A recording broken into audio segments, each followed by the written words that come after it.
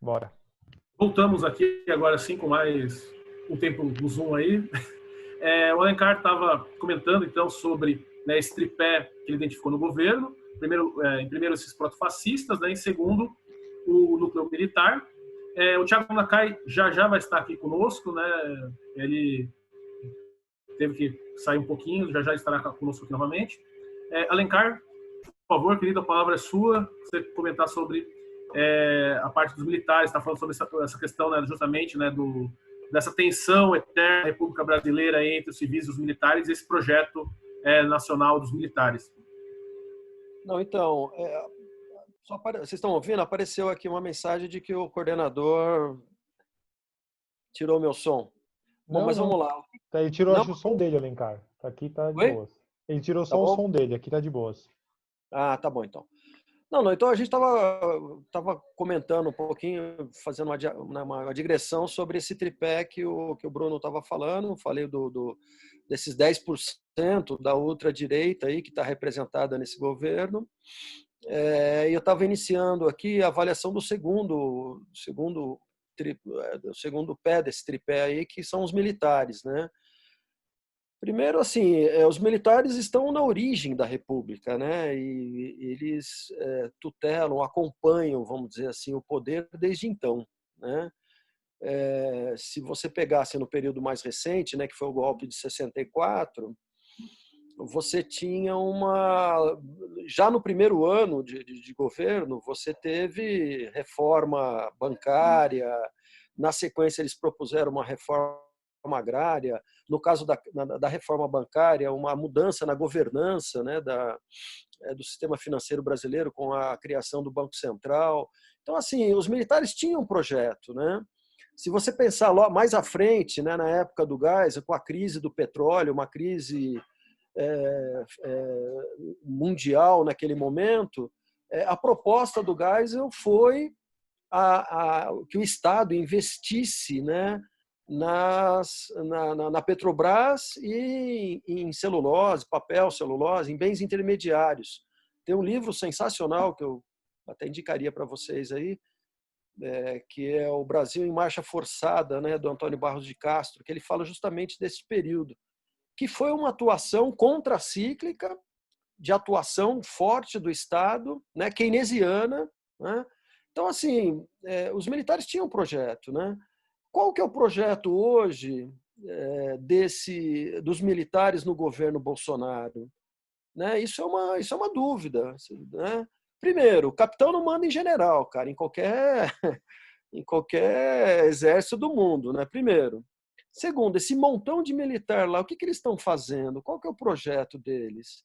Será que é um projeto autoritário, como foi em outras vezes, né? De golpe ou isso me intriga, sabe? Isso assim só o decorrer dos fatos, das coisas, da história aí que vai mostrar para gente. Não está claro para mim, né? Certamente não é um papel secundário e até vexatório, vamos dizer assim, que é o que eles estão passando hoje, né?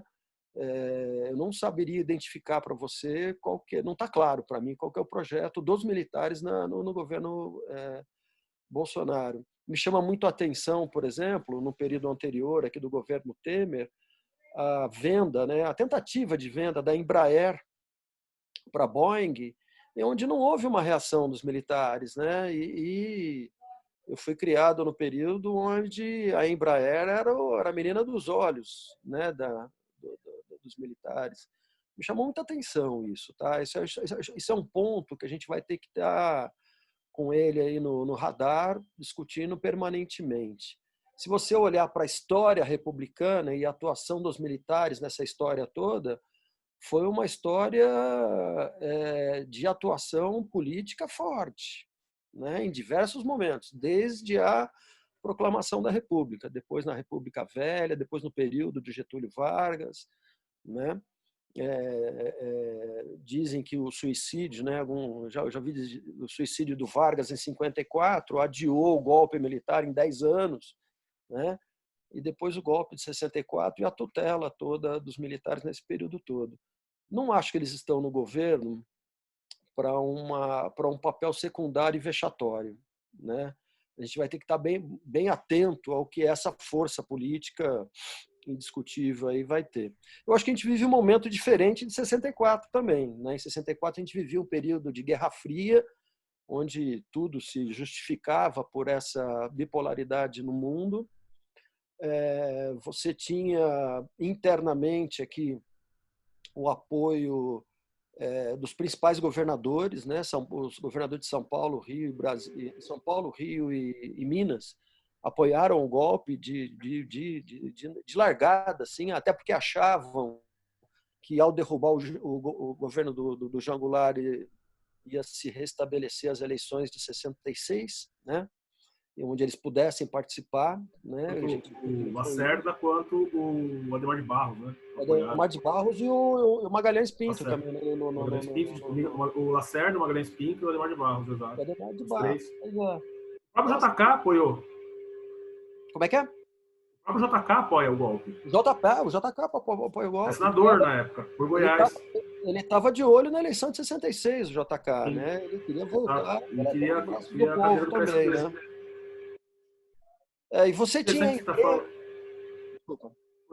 interessante que você falou nessa questão desses militares na política brasileira, e não só militares golpistas. Você teve, por exemplo, militares atuando na política brasileira, você teve o Hermes da Fonseca ganhando eleições.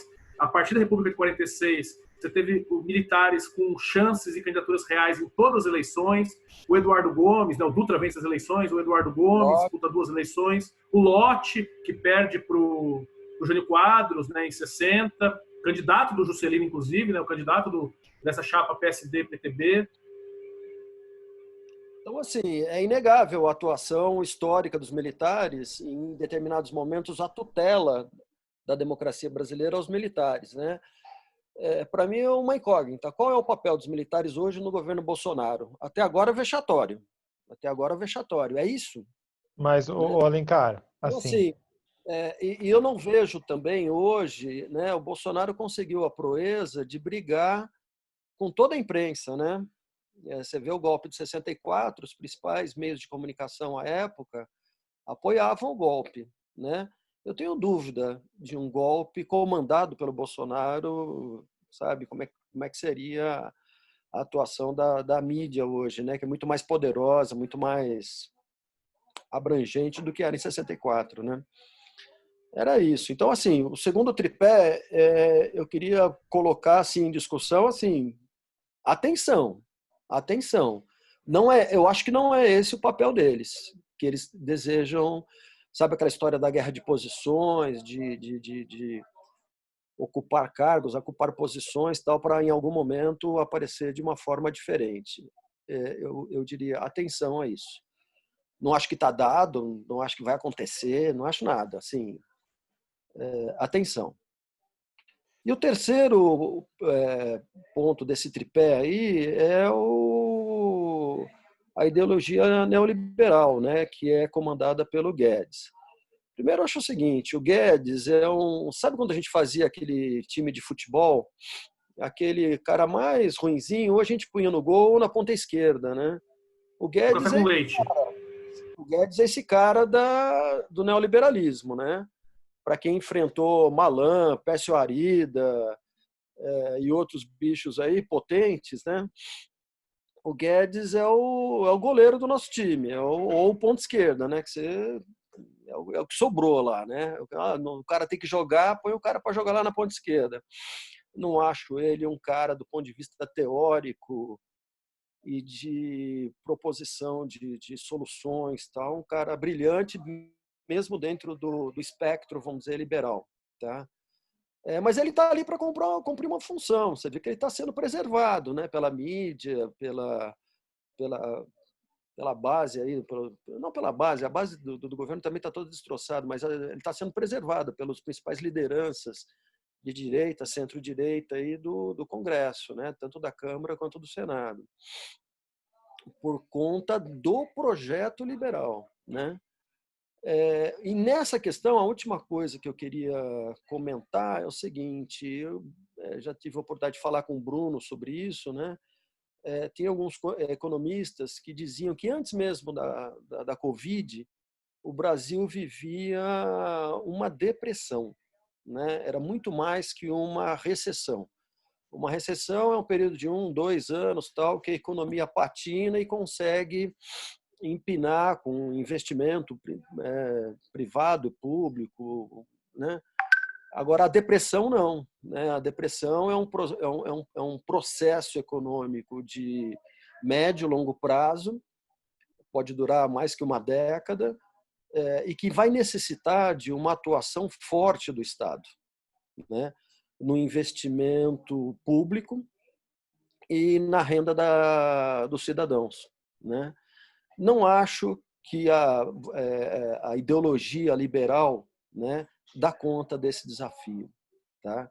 Muito menos o ponta esquerda, né, do time adversário, sabe?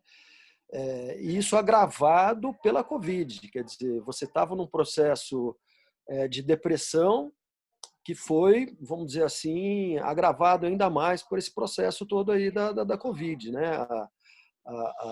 Os problemas econômicos, vamos dizer, que estão colocados no mundo todo aí por conta dessa pandemia. Não acho que a ideologia neoliberal vai dar conta dessa situação, né? E não dando conta da situação, como é que fica o projeto de poder do Bolsonaro ou dessa aliança que está hoje no poder? Como é que fica, tá? Como é que fica? Não dá para esquecer, por exemplo, que um dos principais problemas e que ajudaram, vamos dizer assim, no processo de democratização nos anos 80 foi a debacle econômica do Brasil, né? A falta de liderança dos militares para suplantar aquele período econômico difícil que o Brasil enfrentou nos anos 80, né? Não é com a ideologia neoliberal, primeiro. Segundo, qual o impacto disso nesse arco de alianças que formam o governo Bolsonaro, que é um pouquinho o que a gente falou aí desse tripé. Terceiro, onde entra um projeto nacional desenvolvimentista, ou de centro-esquerda, ou de esquerda, nesse cenário, né? Onde está a responsabilidade, onde estaria, né, a responsabilidade dos principais partidos aí, de esquerda ou progressistas do Brasil para apresentar uma solução alternativa, né, para esse momento, né? Eu acho que são questões aí que a gente pode conversar. Desculpa, passo a bola aqui para o nosso coordenador. Isso. Obrigado, Ricardo. Eu só vou comentar então, rapidamente, passo a bola para o Fábio também, sobre essa questão do golpe, né? Eu, sinceramente, acho que tem uma parte da esquerda que vem pontuando, né? O Bolsonaro vem destruindo a democracia a passos largos. Isso é inegável, né? Isso é ponto pacificado. Mas essa questão do golpe com o apoio dos militares, eu não vejo como isso pode ocorrer. Eu acho que os militares jamais embarcariam num golpe com o Bolsonaro. Porque a solução, se o Bolsonaro cair, é o Mourão, que é um general e que ocuparia, né, muito mais essa função. Então, eles não iam num golpe com um maluco como o capitão Bolsonaro, né, sendo que a solução para esse maluco é um general de divisão, né? O Jarbas Passarinho, uma vez numa entrevista, perguntaram para ele por que ele nunca foi cotado para ser presidente da República, ministro da Educação, né, ministro da Integração, político do Pará, influente. Ele falou o seguinte: porque eu era coronel, aquilo ali era uma ditadura de generais. E uma ditadura de generais, coronel não tem vez. E é isso.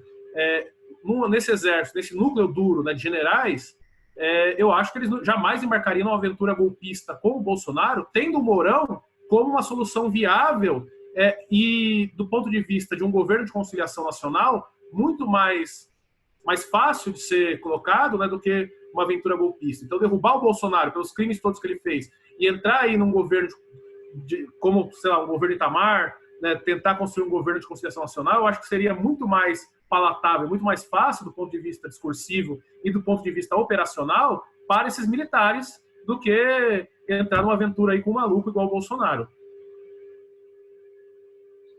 Fábio? Então, Assim, eu tenho me preocupado nos últimos meses com a questão de tomar a parte pelo todo e as exceções das regras como se fossem regras. Por que eu falo isso?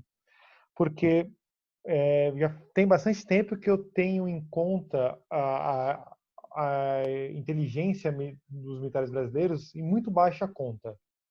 Eu acho que é um galera meio besta, assim. Eu tenho vários livros da Bibliex, né, da Biblioteca do Exército, e eu observo, pode ser uma coincidência, né, mas quanto mais antigo o livro, mais racional ele é, mais conectado com a realidade. À medida que os anos foram passando, foram vindo uns títulos birutas, assim. Então eu acho que a galera lá é meio doida. Quem eu tive a oportunidade de conhecer que serviu às Forças Armadas, a parte conceitual, a parte científica, a parte real da coisa, eles aprendiam tudo errado, é uma coisa muito esquisita. Porque então, eu lembro uma vez eu fiz uma crítica ao exército, aí um camarada levantou a mão assim e falou, não, mas eu servi, não sei o quê.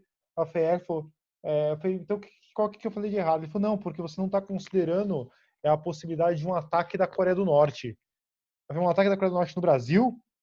Ele é. Eu falei, mano, você sabe onde fica a Coreia do Norte, velho?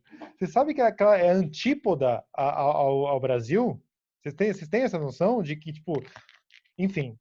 Então, por que eu tô falando isso? Porque às vezes eu acho que mesmo nós, do campo mais progressista, a gente passa um pano para os militares que eles não merecem. E eu não falo de acusá-los das desumanidades que eles fizeram. Eu falo de acusar das burrices que eles fizeram. Tem muita gente burra, historicamente burra, e historicamente, moralmente comprometida no sentido de decadente do ponto de vista moral.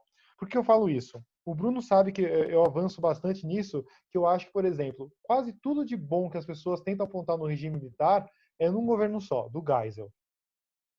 Mas você vê 5 presidentes. E todo mundo vai falar, não, porque os militares, não, vamos entender, eles foram uma merda, mas, pô, tal coisa foi da hora, porque no governo Geisel. Então, a gente tem o Geisel que é exceção à regra. A gente vai pegar eu não vou remontar antes disso, não. Vou remontar a República só. O Deodoro, um traíra, o cara era um monarquista e proclamou a República. O Floriano Peixoto, mano, eu acho que foi um governo abaixo da crítica. Abaixo da crítica. Tipo, você olha que lixo de governo. O Marechal Hermes, só o fato de ele ter deixado o Rui Barbosa de fora, ele já merecia ser esculachado. Né? A campanha civilista tem sido uma puta campanha legal de ter visto, de ter participado, e aquele idiota vai lá e ganha.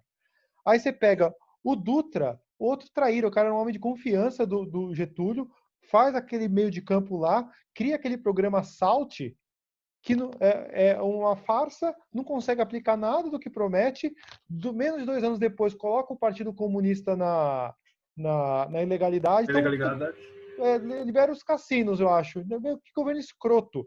E aí, a partir do Dutra, eu gostaria de trazer que, tipo, os militares não têm um projeto de país.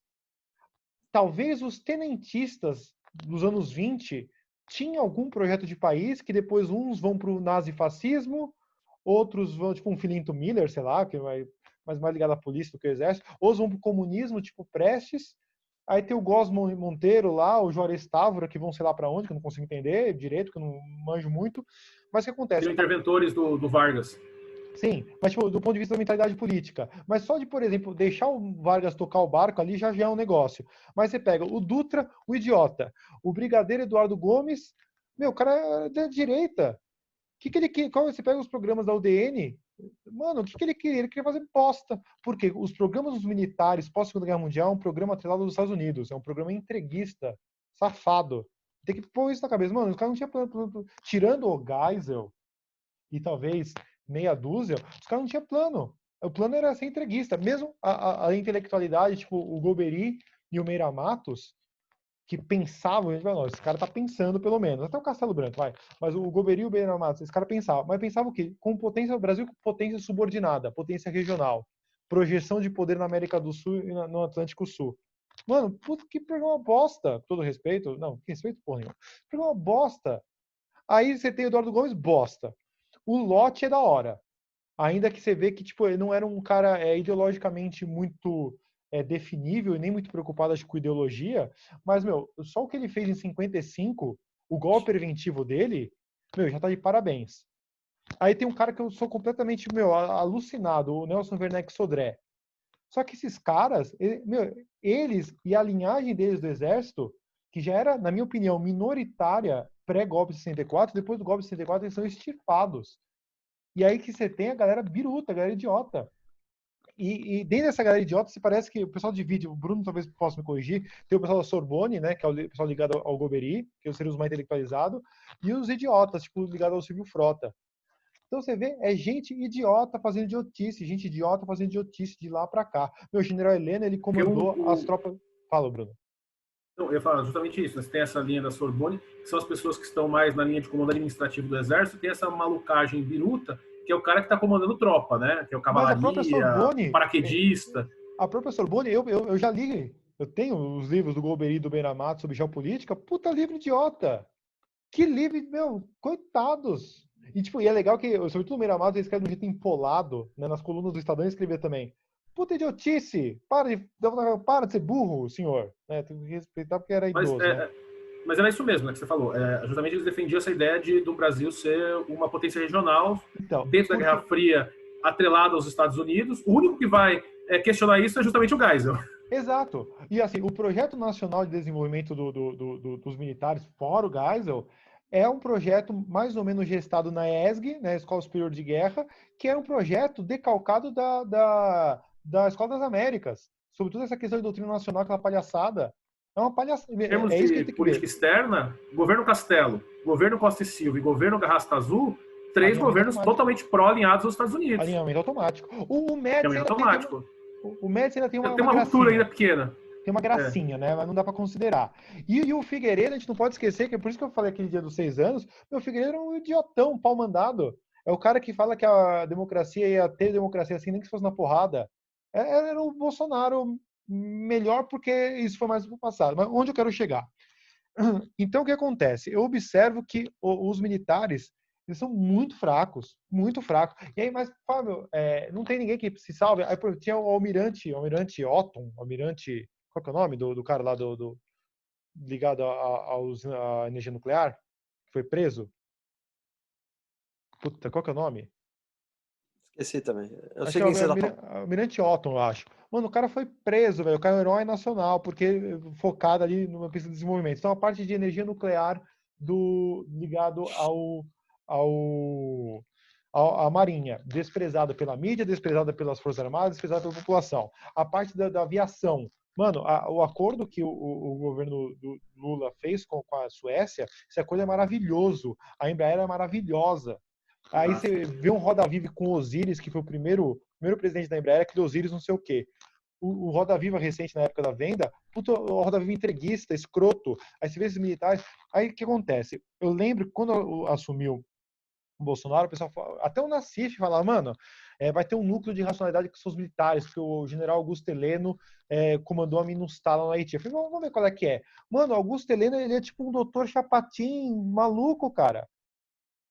Ele é um doido, é um velho coitado E ele causou uma série o próprio Celso Amorim já confidenciou isso, que ele causou uma série de problemas da ordem de saia justas para o governo com a atuação maluca dele lá no Haiti, né? Uma série de decisões tomadas sem o menor controle, indícios aí de fuzilamento, uma série de problemas que causou uma saia justa para o governo Lula na missão de pacificação no Haiti. Exatamente. Aí eu estava achando, por exemplo, o Braga Neto fez uma operação no Rio de Janeiro inútil, né? O pessoal fala, os caras demoraram, sei lá, uma semana para encontrar quem deu o tiro no Carlos Lacerda, no episódio do Gregório Fortunato lá do Getúlio, e já se passaram 2 anos e tanto e não acharam o cara do Marielle. Tipo, é uma brincadeira, né? Só pode ser uma brincadeira. Aí o que eu achava, pelo menos, discreto, e só de ser discreto desse governo de alguma coisa, é aquele Tarcísio do meio da infraestrutura, dizem que a atuação dele na reunião foi bizonha, né? Não sei se é verdade, mas dizem que foi puxar saco e tal. Então, e aí eu queria encerrar minha parte, eu acho que, tipo, e o silêncio deles em relação à Embraer, não vou nem falar nada. Eu acho que o único projeto que a gente consegue ver desses militares, eu acho que eles não têm medo de passar vergonha, eles nem entendem isso que eles estão passando como vergonha, mas eu observo que esse lance de poder fazer parte da OTAN, por exemplo. de ser um aliado da Estrotan, tem um maluquinho lá no Comando Sul dos Estados Unidos. Então, acho que eles estão, a boquinha, aumenta o salário, eles estão, tipo, tranquilo. Você vê eles estão nessa onda aí, de boas. Então, acho que é um pouco isso. Finalizando a minha fala, que ela já ficou longa, porque eu fico chateado, assim, eu acho que não sei se vai ter golpe, porque o golpe, na atual situação no Brasil, seria meramente estético. Porque política já foi em 2016, e desde 2016, toda essa pauta escrota, desde 2015, né? Que tipo, a Dilma já não governava. As Mas pautas bombas. com as pautas bombas e tal. Mas desde 2016, com certeza, pra gente ficar numa data certinho, meu, política economicamente é tudo que os caras querem. Então, só fazer como fala, fazer um golpe só se for um negócio estético. Ah, vamos brincar de golpe, porque politicamente eles não precisam fazer golpe nenhum. Já estão no poder. Já derrubaram a presidente lá. Já era. É isso. Obrigado. Aí, Perfeito. desculpa falar muito. Não, que isso. Eu tenho algumas ressalvas aí, pelo menos essa questão do projeto militar. Eu concordo com você que do governo militar, dos governos militares, né, da pós-64, o Geisel era o único que pensava, né, que tem um projeto nacional. Até porque o Geisel vem, né, de outra academia, né, e não só isso, vem da Petrobras. Ele foi presidente da Petrobras antes de ser presidente da República, e isso eu acho que fez uma diferença ali muito grande. Ele fala isso também na biografia dele, né? Esse apreço aí pela Petrobras e pelo nacionalismo. Mas vamos passar então para nossa próxima pauta, para a gente... Ô, Bruno, só uma questão que eu estou incomodado aqui, não queria deixar passar, né? Não, claro, Ricardo. Os militares dão um golpe de 64 e apresentam uma agenda de reformas no país, sabe? Eles tinham um projeto. Então, assim, a reforma bancária, na sequência, eu não lembro exatamente, mas acho que já foi em 66, 67, a reforma agrária, dentro do modelo deles, dentro do que eles pensavam, assim, mas o programa de estabilização da economia que eles propuseram. Então, assim, eu tenho, vamos dizer, dúvidas quanto a dizer, a única que teve projeto foi o Geisel, né? Eu acho que não. Acho que eles inauguraram o golpe com um projeto de reformas, né? E o ápice... Sim, né, Ricardo? O projeto nacionalista, um projeto pensado, né, do ponto de vista do Estado, né? Porque você tem lá o FGTS, tem uma série de medidas, na verdade, de contra-golpe, né? De anulando uma série de vitórias históricas da Constituição de 46, né? Então, a criação do Banco Central, cara, foi em 64. Em 65, né? 65. Alencar, mas, por exemplo, a questão da criação do Banco Central não está mais num alinhamento às estruturas financeiras dos Estados Unidos? Ou é uma impressão? Porque isso é uma impressão, nunca nem li isso. Ou é uma impressão minha? E para afastar do presidência, né? Porque a Sumoc me parecia mais próxima à presidência, não sei. A Sumoc e o Banco do Brasil faziam, às vezes, de Banco Central, né? Esse modelo de ter vamos dizer, um Conselho Monetário Nacional, um Banco Central, ou seja, um órgão regulador do sistema financeiro e tal, isso não é um modelo americano, né? Isso é um modelo do mundo, né? Na verdade, assim, a gente pode aqui falar um pouquinho das mazelas do sistema financeiro. Beleza, vamos fazer, mas do ponto de vista de governança, você ter um Conselho Monetário Nacional, um Banco Central que cuida da moeda, do câmbio e da regulação e fiscalização do sistema financeiro é um avanço. E isso foi proposto já de saída pelos militares, né? Já de saída. No PAEG, né, lá do Roberto Campos, né? Sim.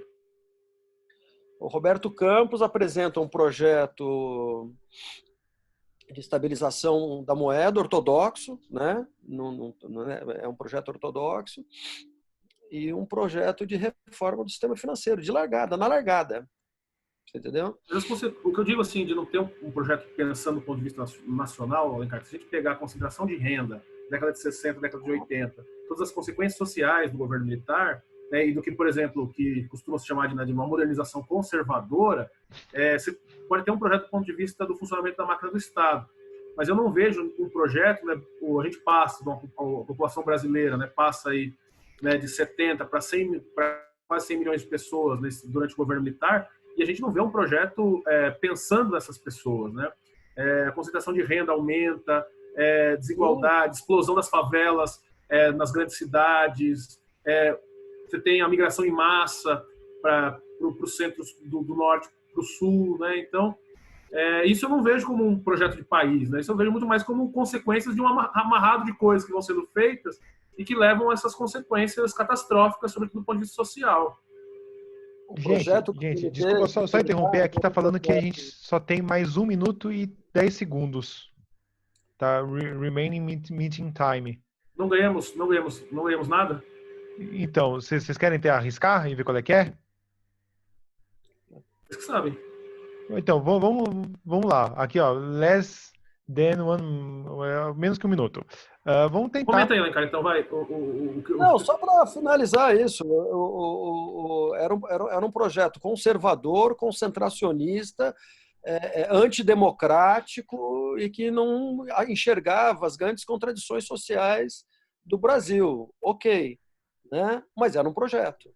Era um projeto. Então, hoje nem isso há, né? Não tem projeto nenhum, não é nada. É um projeto conservador, sabe? É um projeto conservador, concentracionista, e não tinha uma vertente nesse projeto para o lado social, desenvolvimento social do povo brasileiro. Não enxergava, né, o que estava acontecendo com 80% da população. Ok, estamos juntos nessa análise. Agora, era um projeto, né? Era um projeto. Não dá para falar que não tinha projeto nenhum. Eles